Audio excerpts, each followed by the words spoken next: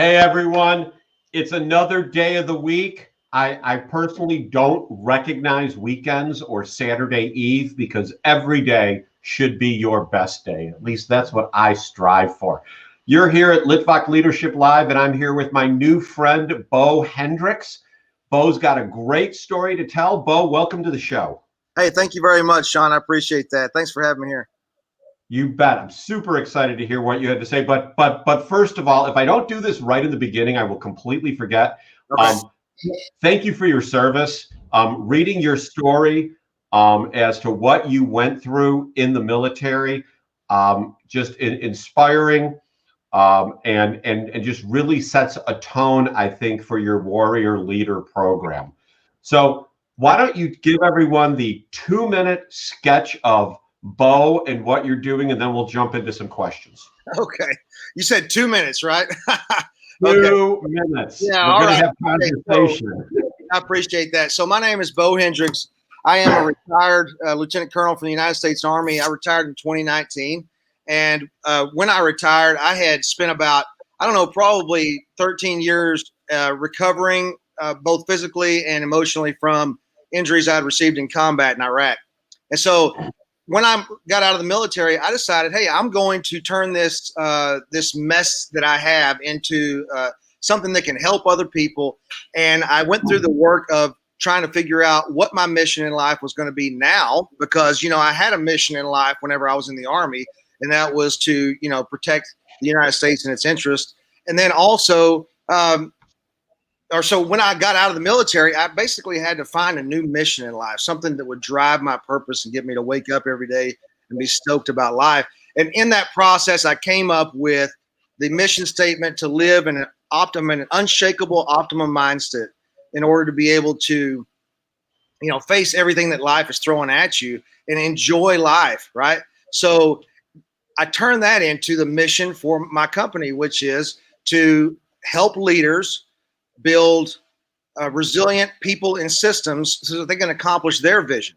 And so now that I'm in that line of work, what I am trying to do is help people understand what resilience is, number one, how it can help them basically transform the way that they look at life and the way that they approach problems and the way that they approach setbacks and trauma and all those things. And then also how they can apply that to growth and business growth and personal growth, and then growth in their relationships as well. So that is what I'm doing now, and I really enjoy it. I enjoy seeing kind of the aha moment when people realize that they don't have to suffer, right? They don't have to hurt as much as they do. And so that's kind of what I do. All right. So again, thank you for your service, to take all that military experience. Everyone that I've ever met from the military, except for one person, but everyone else has been super driven, high achievers that have taken all that discipline that they learned and have really turned it into something outside the military. You've got a quote on your website from Winston Churchill: "The price of greatness is responsibility." A, had never heard it before. B, makes total sense. C, you obviously have it on your website for a reason, and it spoke to you. Tell us about that. So, excuse my coughing here. It's just very opportune that right when we get on the air, I start coughing. But so when it comes to Winston Churchill, he's basically my favorite historical leader that I really, really have just enjoyed understanding his story, where he came from, how he learned throughout his leadership, and then how he applied that to his later years. And he was just extremely resilient, number one. But the price of greatness is responsibility. It just goes back to you cannot do anything significant in life if you refuse to take responsibility for the results in your life and the actions that you're taking, right? So that's basically what it's about. He's saying, you cannot be a leader and you cannot make massive impact on people's lives unless you are willing to take responsibility, number one, for yourself, for primary leadership, and number two, for the results of your organization. Does that make sense? That makes total sense. You know, Winston Churchill, what I had heard, and I started a biography of his, and the only challenge with it is that it's this thick. Which one is So it? Which one is it? I can't even read it from across the room because I read about 100 pages of it and then I put it back on the bookshelf, and now I'm reading some thinner books. That's So I feel like I'm making progress in them, and then I'll go back to Winston. Yeah. But what I'd heard about Winston, and correct me if I'm wrong, is that he had been in government, ended up leaving government after an issue arose. And I don't want to say there was a scandal or whatever it was, because I don't remember the story. But then the government was looking for him to come back, and they broadcast on the radio, "Winston, wherever you are, come back. We need you." Have you heard that story? Yeah, well, that's part of his biography set, The Last Lion, with Winston Churchill. I think it's a box set of 3 different volumes. Okay. But yeah, basically what happened to Winston is whenever he came back from the military early on in his career, and he had made a name for himself, and in the Boer War, I believe it was in Africa, and he came back and he got into Parliament, right? And that's what his father did as well. And so he was trying to make a name for himself, and he was very independent-minded and authentic, and he would not hesitate to say it like it was, or how he perceived it was, and to drive his agenda. He was very, very accurate with his pen, and he was able to craft arguments that were just awesome and just delivered very well in Parliament. But that got him a lot of enemies. And so what happened is they basically ran him out of government, right? They ran him out of government and said, "You're done. There's no place for you. You're a brute. You're a stubborn. You're a bully. You're a bully. You're kind of a stubborn mule kind of guy. There's no place for you in a place where we need cooperation." Right. And then World War II happened, and they're like, "Uh-oh, hey Winston, can you come need back? a bully? We need a bully to freaking fight a bully, right?" So I mean, he could have gotten kicked out of, or he could have gotten run off from politics and never recovered from that. He is a one-off, kind of something that you might apply a story of destiny to, one of those things where it was his moment in time.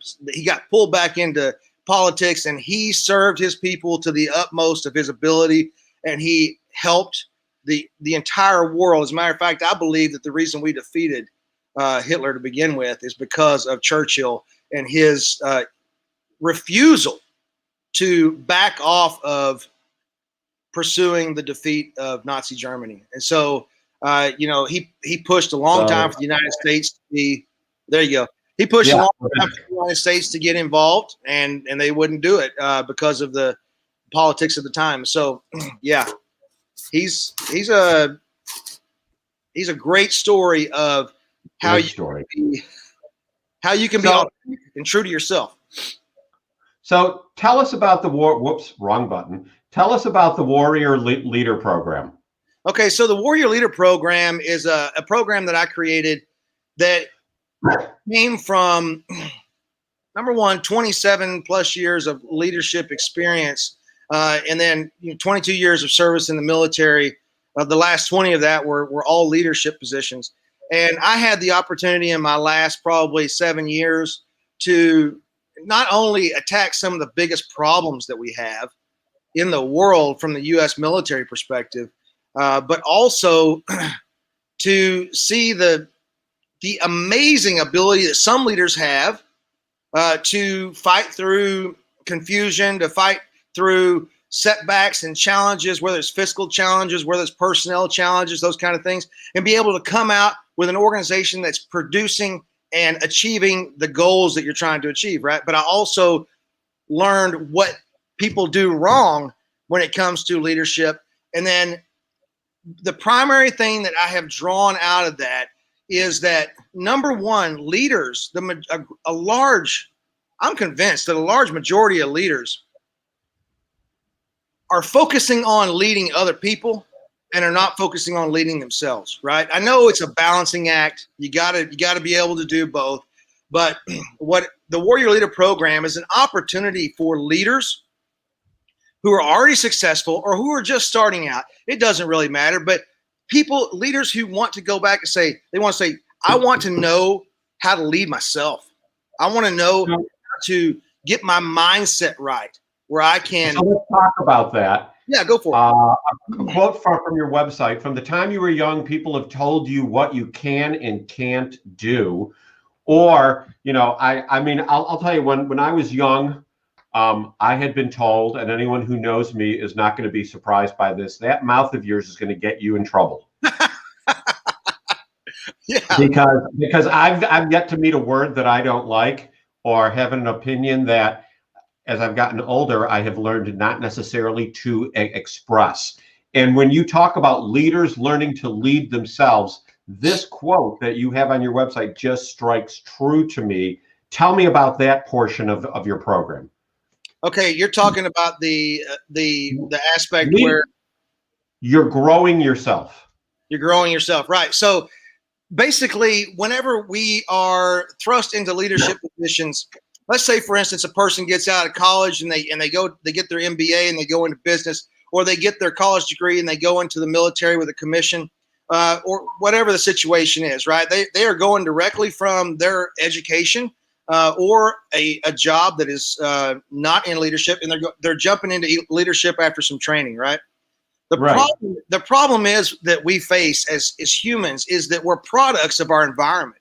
So if I come from a home where there was a lot of naysaying and, throwing rocks at ideas and just those kind of things, where every time you bring something up, every time you bring up an idea, you're getting shot down saying, you don't know enough about that. You're a kid or whatever it is, right?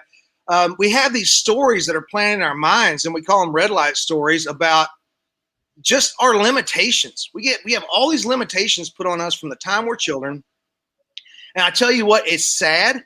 It might be necessary in a lot of situations to control children, but what there has to be when it comes to leadership is a process where people deprogram themselves from all of that mess that was left with us as children, right? From primary school or from whatever university you went to. You don't want to carry all that baggage around with you. You can't do this, and you're not good enough to do that. And why would you want to try for something this big when you could try for something that's relatively certain, in your mind, and you'll be able to get a retirement out of it, 30 years from now. Right. Does that answer the question? So it's about reprogramming that aspect of our minds and reprogramming it in a way that's empowering. So the number one thing that I do with the Warrior Leader program is I attack people's fundamental beliefs. I say attack. I attack the limiting beliefs. I help them attack the limiting beliefs by pulling those limiting beliefs out and exposing them, right? And then we start looking at the logic that goes behind those and where that comes from, right? And so what we do is we establish the belief in themselves, establish the belief that more is possible, that better is possible, that, abundance is possible, whether it's abundance in your family or your finances or whatever. And then we go to building resilient skills. And we work on go ahead. Yeah. And you've got here on the website, do you know how to persevere with joy? Which, you hear people say, enjoy the journey. The journey is the destination, not what you achieve. I heard the story the other day, or really the account more appropriately stated. And I don't remember which video I was listening to as I was walking my dog, but as I walked my dog, I'd say 19 days out of 20, I am listening to something motivational, something educational. Nice. And I didn't know this about Ted Turner, that his father ended up killing himself because he had been striving to be a millionaire. And when he became a millionaire, he realized he didn't feel any different. Well, I don't think that's what it was. I think, let me just change that response. Okay. I believe that it was that and more. Okay. So when it came to Ted Turner's dad, great autobiography, by the way, but Ted says I think he says the main reason that my father killed himself, in his opinion, in Ted's opinion, was that he didn't have a purpose anymore. It wasn't that he made $1 million and it didn't satisfy his itch. It's that he made $1 million and he stopped, right? He reached a goal, and now he's just sitting there going, what's left? There's nothing left, right? Leaders always have to set another goal and keep their minds focused on not necessarily achieving more, but purpose, goals and purpose, because people fundamentally are goal-driven people, and leaders even more so, right? We're goal-driven people. Evan Carmichael says, obviously I listen to a lot of videos since I keep telling stories like these lately. Evan Carmichael says that your goal should be so large that you cannot achieve it in your lifetime, but you continue to do things to do and reach that goal with the full knowledge that you're not going to get it done, but you still see progress along the way. Is that what you're talking about? Not really, no. Because I would like to say yes, but I don't agree with that, because if you set goals, number one, okay, there's difference between goals and visions, right? Like if you look at, this was part of the process that I went through because I was in strategic planning. I helped develop the plans where you're going to like overthrow countries and you're going to, protect the South Korean peninsula from 3 different countries, that kind of stuff. So there's always the chance for confusion when you're looking at larger goals, right? Mm-hmm. It may not even be attainable, number one. But in my mindset, the way I parsed it out is a goal is something that you can attain. Okay. And that's the reason we call them SMART goals, or that we should have SMART goals, because they need to have a structure behind it that allows us not only to understand and measure how far we're getting in there, but to go back and also say, is it still the right goal? And then also say, how am I doing as far as performance over a period of time towards this goal? Whereas a vision is something that you can cast for the futures. Like, for instance, for me, after listening to Gary Vee's first book, I think it was, and, back about 8 years ago, I said, you know what? Gary Vee's got a great goal of, owning a football team. That's great, man. And he also wants to do X, Y, and Z. Some of those things he may never achieve, right? But those are that's a vision, right? And we may intermix those words, vision and goal. But here's what I call a goal in terms of the application of energy towards achieving something is, a 1 month goal, a quarterly goal, a yearly goal that is getting you towards your vision.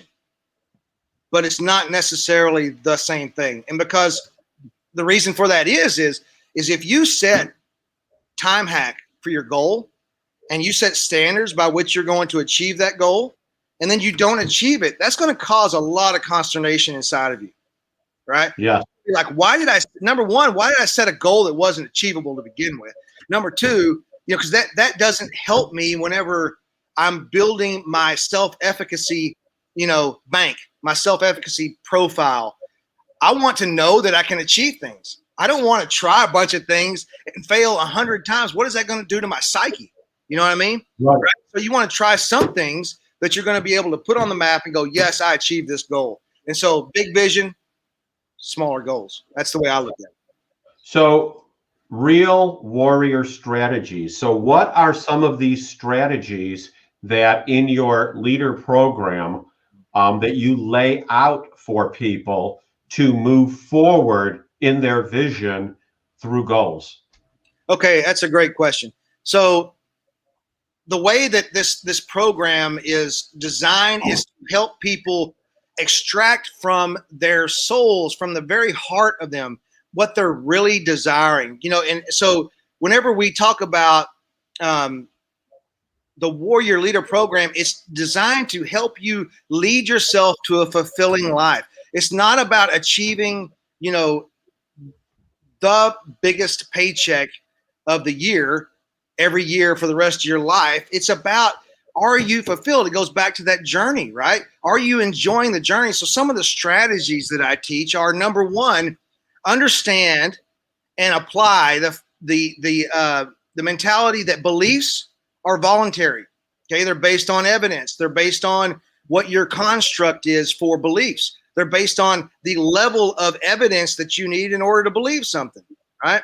So there's a difference between belief and faith. And so that strategy is to teach people how to believe in themselves and believe in more. The second thing what's the difference between belief and faith? Yeah, so the difference between belief and faith is that belief is like it's a preponderance of evidence, or it's beyond a reason. No, it's beyond. It's more of a, if you apply it to use the court analogy, it's beyond a reasonable doubt, right? That's what belief is, right? And faith is the substance of things hoped for, the evidence of things not seen.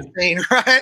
And so, yeah, I mean, you might have faith that you can achieve all these things in life. You might have faith in the people that are around you, that they're going to support you, be a friend to you in times that you might have faith in your friends, right? But you might also believe that all people are fallible and they can make mistakes, right? Because preponderance of, or it's the overwhelming evidence that exists in reality, right? So when it comes to things like, do you believe in God, right? Mm-hmm. Do you believe or do you have faith? Do you know or do you have faith, right? And so I believe you can have both when it comes to spiritual beliefs, but that's the difference between belief and faith. One is a lot of evidence that creates this switch in our mind that goes, I believe that. It's true. That makes sense. Yeah. So strategy number two. Strategy number two might be to learn how to commit effectively. Like, one of the things that I teach people is commitment is not about just saying something. Commitment is about building the leverage in your mind through logic to create the leverage where you have to achieve something. You have to get it done, right? And so here's what does that even mean? I mean, that can sound very vague, I understand, from the outset. So, for instance, leverage in terms of commitment might be, I want to quit smoking. I want to quit smoking. Okay. I want to quit smoking, and I'm making a commitment to stop today. What's to stop me from picking up a cigarette later this afternoon? Yourself. Well, myself, right? My mind. I mean, like going, hey, you committed to this, right? But what about if I go, okay, what happens if I don't quit smoking? Right? 30 years from now, I got emphysema. My kids are like, Dad, I got to take care of you. I can't breathe. I'm wearing an oxygen tank everywhere. Nobody will come around me because I smell like smoke all the time, you know, and it's just all that you build this bank of all the terrible things that are going to occur if you keep going down the road you're going down. And you hold that up in one side of your mind. Then you go, okay, what happens if I do stop smoking? Number one, I pay less, right? I don't have to pay $8 a pack. Number two, I don't have to worry about leaving where I'm at. Well, $8 a pack. It's like $10. I don't know. If you're from Canada, I have no idea. That just sounds horrific. It is. It is. I mean, it's and the government's doing that on purpose to keep people from smoking. But the thing is, though, is that now we look at what is the benefit to doing what we're trying to do, and then we package that, and then we go, okay, I've got all this nasty stuff up here, all this great stuff right here. Let's do it, right? And then you can keep a picture of those things. You could actually even literally keep a picture of those things. Like one of my friends who's a coach for functional fitness, he's like, just he said, take a picture of yourself naked and put it on the fridge, you know, and be like, hey, do I want to look like this forever, man? Or do I want to look fat? You know, it's just, I mean, it's true though. Are you allowed to suck your gut in when you take the photo? No, you can't. You have to have it look like, you know, like you're going to look whenever if you keep eating. So that's the point, though, is you build this leverage. That's the second tip right there. That is amazing. So you've talked about, and I want to get this comment up here from Erit. Amazing job with Beau. 100 believe, and I'm sure she means 100% believable. Passionate man who truly believes in what he does. His energy comes through the screen. It is fully felt in Estonia. Oh, so, wow. Yeah, thanks, Erit. Appreciate that. Erit is a former guest, good friend, who always has wonderful things to say. And I say that because you talk about, and I want to get the, isn't it time to be the massively impact leader you were? Wait, that's the wrong one. Determination. So I'm a big believer in self-talk because you know what?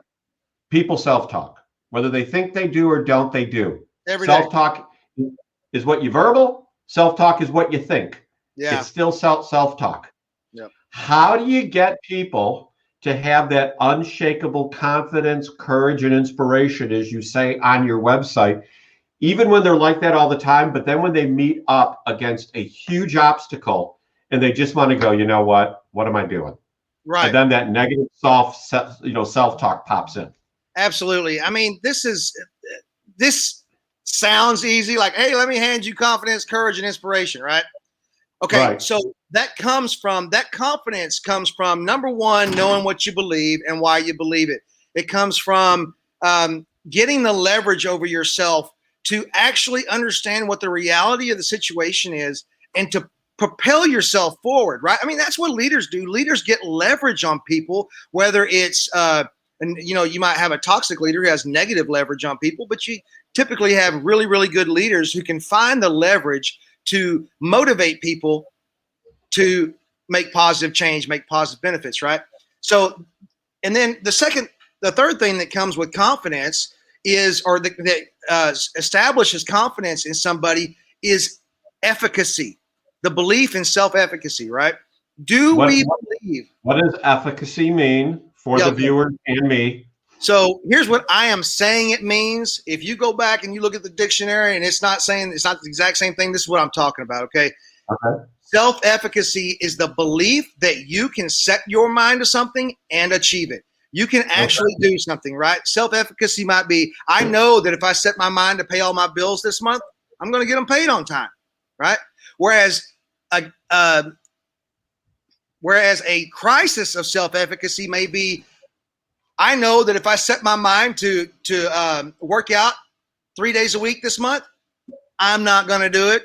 I'll set my mind to it, and I'm going to be in there one day the first week, and then maybe not ever again, right? That's a crisis of self-efficacy because you don't believe in yourself. You don't believe that you can actually accomplish something, right? So you have to have the belief that you can do what you say you're going to do, and that creates the confidence. Now, how do you do that? That goes back to that story that we talked about where, set goals that are so big you can't achieve them. You know you can't achieve them, right? What does that do to your confidence?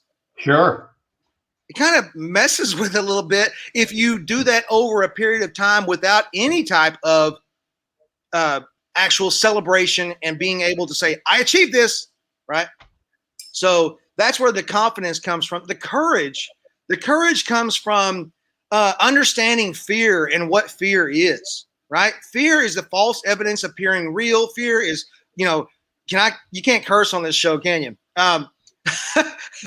Depends which word you choose, Okay, well, I'm going to default on the side of caution, but I'll tell you that fear is also, it's got a bunch of different acronyms associated with it.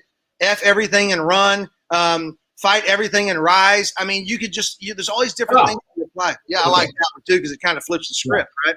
But the truth is that fear is simply the idea that something horrible is going to happen to you or people around you, or happen in general. And we project this onto the environment, and honestly, in many ways, we attract it to ourselves by focusing on it, right? Where your focus goes, your energy flows, the process of, the power of attraction, the law of attraction, all that stuff, right? So that's where the courage comes from, understanding what fear is, and then having made the commitment prior to be this leader that faces challenges with courage head on, running straight into that challenge, saying, you know what, I'm the leader. I'm going to find out what's actually going on, and I'm going to find out what needs to happen, and then I'm going to lead my organization or my family or myself in order to achieve that. That's the courage that I'm talking about, and it takes a lot of courage because guess what? You might fail. You might fail when you make a decision. Right? You might fail, and you might fail other people. People might suffer because of the decisions you make as a leader. And that courage is understanding that you're following your heart, following the best wisdom that you know up until this point, and through your mentors and through everybody else around you, you're doing what you think is right. You have to have the courage to do what you think is right. And isn't that more exciting? And I want you to talk about inspiration than watching Netflix every night and bragging about your binges. Exactly, man. I just don't get it. And I don't either. I watch. Well, I used to watch this much TV. Now I probably watch this much. But it's not like I've divorced myself from it. But geez, people, come on. Okay, third point. Yep, third point on inspiration. I tell you what, there is, a lot of people don't believe that their message, that the words that they are saying have any meaning, man. I mean, it's not that they don't think that words mean something. It's they think that nobody's listening. They think that nobody actually cares about what they're saying, right?